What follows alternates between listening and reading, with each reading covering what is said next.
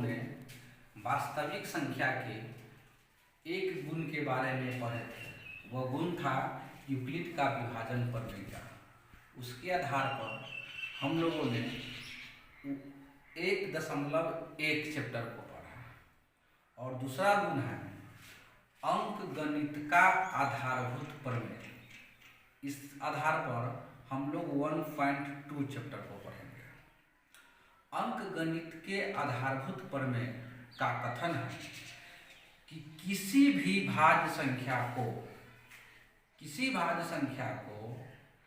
अद्वितीय अभाज्य संख्याओं के अधिकतम घात के गुणनफल के रूप में लिखा जा सकता है।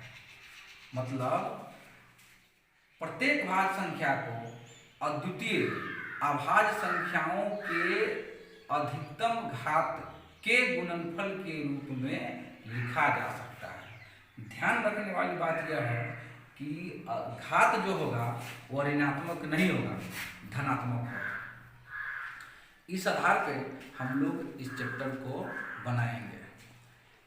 मतलब किसी भी भाज्य संख्या को अभाज्य संख्याओं के रूप में लिखना होता है। इस पर आधारित बोर्ड में 2 नंबर का सवाल पूछता है। इस चैप्टर में हम लोग पढ़ेंगे कि भाज्य संख्या को अभाज्य संख्याओं के गुणनफल के रूप में कैसे लिखा जा सकता है। जैसे 1.2 का पहला हिसाब है निम्नलिखित संख्याओं को अभाज्य गुणनखंडों के गुणनफल के रूप में व्यक्त करें। पहला 1 का 1 में पहला क्वेश्चन है 4320।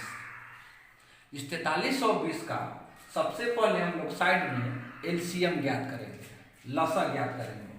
4320 का हमने यहाँ पे लसअ ज्ञात किया है और यहाँ पे 4320 लिखा हुआ है। तो बराबर होगा 2 है, यहाँ 2 से भाग लगा है तो 2 कै बार है 1 2 3 4 5, इसीलिए लिख दिए हैं 2 पर पावर 5 गुने 3 कै बार है तो 1 2 3, इसीलिए यहाँ पे लिख दिए हैं 3 पर पावर 3। अब देखना है 5 कै बार है तो 5 एक बार है तो लिख दिए हैं 5 पर पावर 1। यह हो गया 4320 भाज्य संख्या है और हम लोग इसको अभाज्य संख्याओं के घात के गुणनफल के रूप में इसको लिख दिए। इसका आंसर यही होगा 4320 बराबर 2 पर पावर 5 गुने 3 पर पावर 3 गुने 5 पर पावर 1। इस तरीके से एक में 7 सवाल है, जैसे 7560, 140, 5005, 32760, 156, 7429।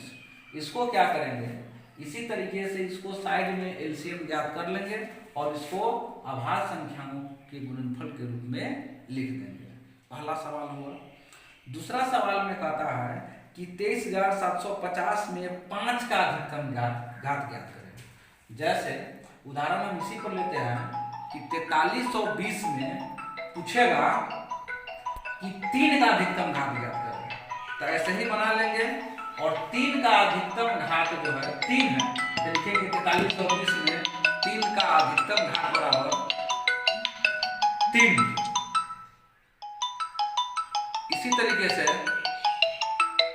4320 में पूछेगा 5 के अधिकतम घात बराबर, तो हम लोग लिखेंगे 1।